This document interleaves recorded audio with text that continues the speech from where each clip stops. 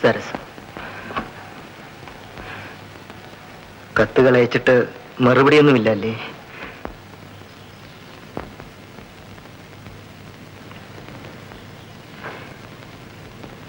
ഞാനൊരു കാര്യം പറയട്ടെ സരസു,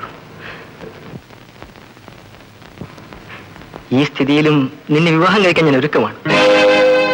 ചേട്ടാ, എന്റെ സ്നേഹം നീ ഇപ്പോഴെങ്കിലും മനസ്സിലാക്കൂ. നിന്റെ അച്ഛനോട് ഞാനിത് പറയട്ടെ? ചേട്ടാ, ഞാൻ നശിച്ചവളാണ്. ചേട്ടൻ എന്നെ കുറിച്ച് ഓർക്കരുത്. എനിക്ക് ചേട്ടനെ മനസ്സിലാക്കാൻ കഴിഞ്ഞില്ല. ഇപ്പൊ മനസ്സിലായില്ലേ? നിന്നോട് നിന്റെ ജീവിതമാണ് ഞാൻ ചോദിക്കുന്നത്.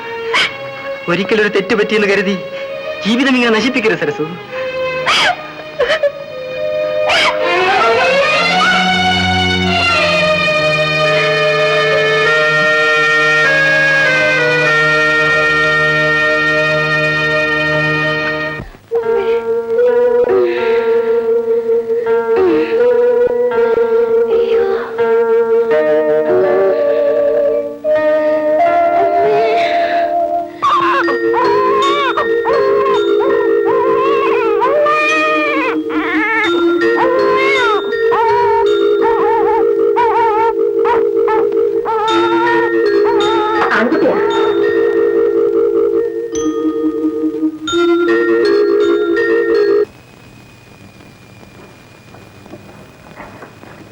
മോളെ, മോളെ, എന്താണ് ചേച്ചി?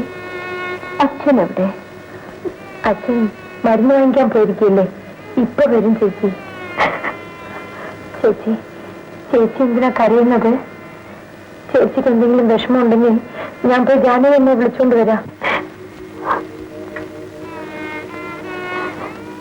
എനിക്കിനി എന്ത് വിഷമം? എന്റെ ചേച്ചി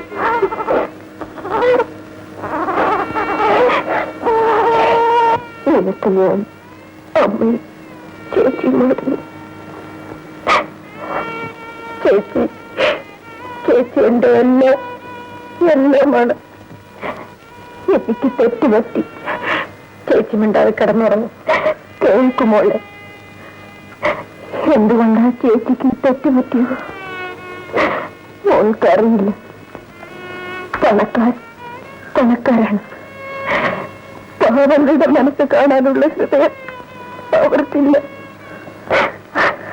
അവർക്ക് നമ്മളൊക്കെ കളിപ്പാവുകളാണ്. പണം പിശാചാണ് മോളെ. ആ പിശാചാണ് എന്നെ ഇങ്ങനെ നശിപ്പിച്ചത്.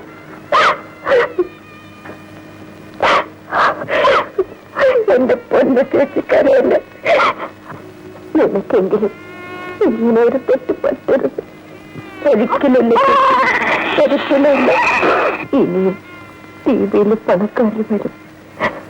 എന്റെ മോൾ അവരുടെ വരയിൽ വീഴത്ത്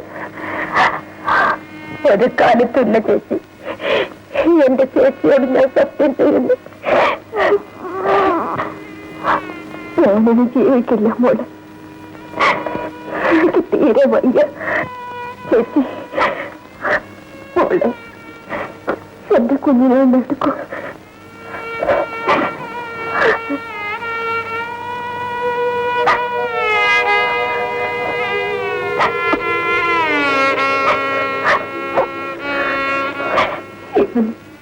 നീയാണ് ഇനി അമ്മ. ഇവന് നീ നിന്റെ മനസ്സിൽ വെച്ച് വളർത്തണം. നിന്റെ ചേച്ചിക്ക് പറ്റിയ തെറ്റ് ഇവനെ കാണുമ്പോഴെല്ലാം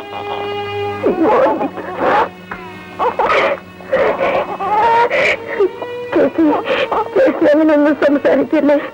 ചേച്ചിക്കൊന്നും സംഭവിക്കില്ല. എന്റെ പൊന്ന് ചേച്ചിയല്ലേ. ചേച്ചി കിടന്നുറങ്ങും. ഒരൻകുളം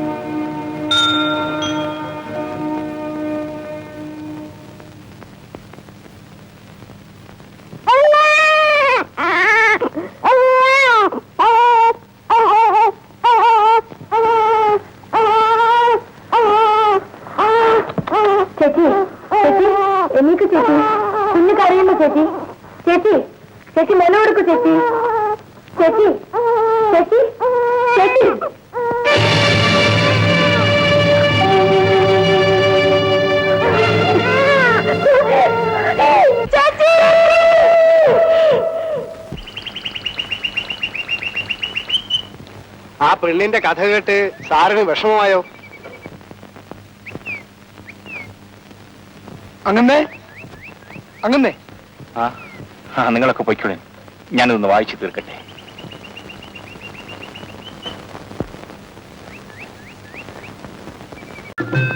രാജാ, രാജാ, രാജാ, രാജാ, രാജാ.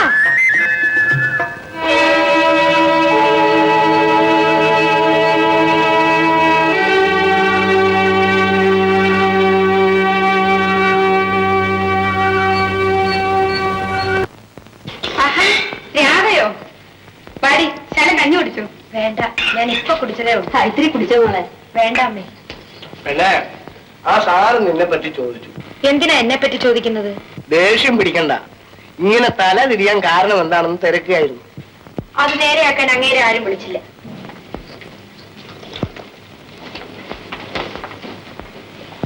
ആ സാറിനെ കണ്ട ഒരു മിണ്ടാപ്പൂച്ചയാ. എന്നാലും കലവടക്കുന്ന കൂട്ടത്തിലാണെന്ന് വിചാരിച്ചില്ല. നിന്റെ അച്ഛനെ വിചാരിച്ചാ ഞാൻ നാവടക്കി ഇരിക്കുന്നത്. ആരെ വിചാരിച്ചിട്ടായാലും അതിന്റെ ഗുണം നിനക്ക് തന്നെയാ. ഞാൻ ചെന്നിട്ട് വേണം അച്ഛൻ അങ്ങാടിയിൽ പോവാൻ. വരൂ, നമുക്ക് വീട്ടിലേക്ക് പോവാം.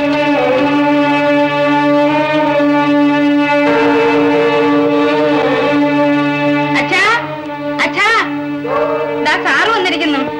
നമുക്ക് പോകാം.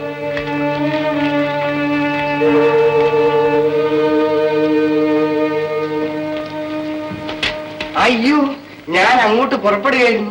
സാരമില്ല, വന്ന സ്ഥിതിക്ക് സ്വല്പം ഇരുന്നിട്ട് പോവാം.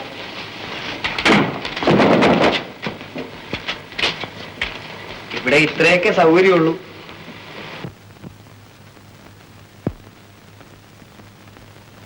വിശേഷിച്ച് ഞാൻ ഈയിടെയായി ഇങ്ങനെ പല സ്ഥലങ്ങളിലും മാറി മാറി താമസിച്ചു. പട്ടണങ്ങൾ എനിക്കിഷ്ടമല്ല.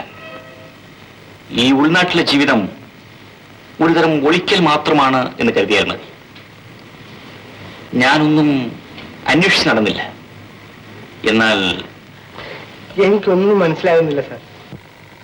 രാധയെ പരിചയപ്പെട്ടപ്പോൾ എന്റെ മനസ്സ് അവളെ അന്വേഷിക്കുകയായിരുന്നു എന്നൊരു തോന്നലുണ്ടായി. ഞാൻ അവളെ വിവാഹം കഴിക്കാൻ ആഗ്രഹിക്കുന്നു. എനിക്ക് അച്ഛനില്ല. ആ സ്ഥാനത്ത് നിന്നുകൊണ്ട് നിങ്ങൾ ഈ വിവാഹാലോചന നടത്തണം. വിശ്വസിക്കാൻ വിഷമമാകുമെന്ന് എനിക്കറിയാം. ഞാൻ ഭ്രാന്ത് പറയുകയാണോ എന്ന് നിങ്ങൾക്ക് തോന്നാം. സാറേ, ഈ 20 കൊല്ലങ്ങൾക്കിടയിൽ ഈ ടിവിയിൽ വെച്ച് പലതും നടന്നിട്ടുണ്ട്. പലപ്പോഴും കണ്ണടച്ചു നിന്ന് അത് സഹിക്കേണ്ടിയും വന്നിട്ടുണ്ട്. എന്നാൽ ആദ്യമായി അവിടെ വെച്ച് ഒരു ജീവിതം അപകടപ്പെടുന്നത് 5 കൊല്ലം മുമ്പാണ്. അത് കാണേണ്ട വിധം കാണുകയും ശ്രദ്ധിക്കേണ്ട വിധം ശ്രദ്ധിക്കുകയും ചെയ്യാത്ത കുറ്റം എന്നിലുണ്ട്. ആ കഥ ഇനി അവിടെ ആവർത്തിക്കരുത്.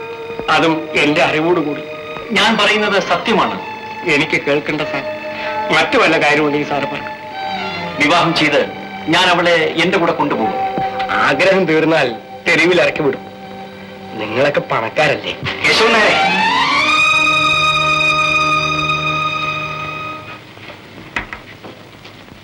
ഞാൻ എന്റെ കഥ നിങ്ങളോട് പറഞ്ഞിട്ടില്ല. പറഞ്ഞിരുന്നെങ്കിൽ നിങ്ങൾക്കെന്നെ മനസ്സിലാകുമായിരുന്നു. ഞാൻ ഒരുത്തി വിവാഹം കഴിക്കുമെങ്കിൽ അതൊരു പാവപ്പെട്ട പെൺകുട്ടി തന്നെ ആയിരിക്കും. അതെന്റെ ഉറച്ച തീരുമാനമാണ്. നിങ്ങൾക്കെന്നെ വിശ്വസിക്കാൻ കഴിയുമെങ്കിൽ എന്നെ സഹായിക്കും.